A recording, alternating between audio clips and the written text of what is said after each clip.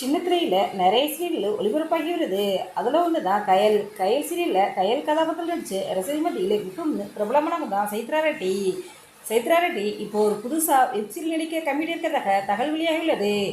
இதை பற்றியும் விஜய மணிமேலா அவங்க பளிச்சுன்னு ஒரு பதில் சொல்லியிருக்காங்க.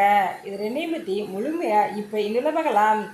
சின்ன திரையில் தனது கெரியரை தொடங்கிய சைத்ரா ரெட்டி அவங்க கல்யாணம் முதல் காதல் வரை என்ற சீரியல் மூலமாக சின்னத்திரைக்கு நடிகையாக அறிமுகமானாங்க. அந்த சீரியல் முடித்த பிறகு யாரடி நீ மோகினி சீரியலில் வில்லி கதாபாத்திரத்தில் நடித்து ரசிகர் மத்தியில் மிகவும் பிரபலமானாங்க அப்படின்னு சொல்லலாம். அந்த சீரியல் பிறகு தற்சமயம் கயல் சீரியலில் லீடு ஹீரோயினா நடிச்சு வராங்க. இந்த சீரியல் வெற்றிகரமாகவும் பிரபலமாகவும் ஒளிபரப்பட்டு வருது. இந்த சீரியலில் இவங்க நடித்ததுக்காக இவங்களுக்கு பல விருதுகளும் கிடச்சிச்சு. தற்போது தமிழ் திரையுலகில் வெப்தொடர்கள் அதிகமாக விளையாட்டு வருது. அப்படி ஒரு வெப்தொடரில் தான் இப்போ கயல் நடிகை சைத்ரா நடிக்கிறதுக்கு கம்மிட்டாக இருக்காங்களாம். அந்த தொடரின் ப்ரொமோவை தயாரிப்பாளர் வெளியிட்டிருக்காங்க. லவ் ரிட்டர்ன்ஸ் என அந்த வெப்சீரியலுக்கு டைட்டில் வச்சுருக்காங்க. இந்த வெப்சீரியல் தான் சைத்ரா ரெட்டி லீடு ஹீரோயினாகவும் குரு லக்ஷ்மணன் நாயனாகவும் நடிக்கிறதுக்கு தேர்வு செய்யப்பட்டிருக்காங்களாம். இந்த வெப்சீரியலை சரிகமா நிறுவனம் தயாரிக்கிறதாம். குரு லக்ஷ்மணன் ஏற்கனவே யூடியூப்பில் பல வீடியோக்களில் நடிச்சிருக்காரு. பல திரைப்படங்களில் சின்ன சின்ன கதாபாத்திரம் நடிச்சு வருவர் தான்.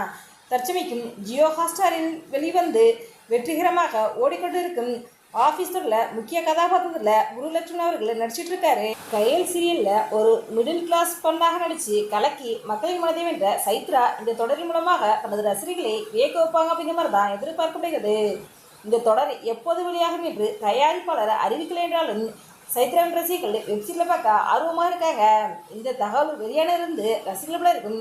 அப்போ சைத்ரா கயல் சீரியலேருந்து விலகிடுவாங்களா அப்படின்னு பலரும் கேள்வி கேட்டு வர்றாங்க. ஸோ என்ன நடக்க போகுது அப்படிங்கிறத நம்ம வெயிட் பண்ணி தான் பார்க்கணும். இது ஒரு பக்கம் இருக்க சின்ன திரையில் பிஸியான விஜயாக வலம் வருவதா மணிமேகலை தற்சமைக்கு வேறு சேனலில் விஜயவாக ஒர்க் பண்ணிக்கிட்டு இருக்காங்க.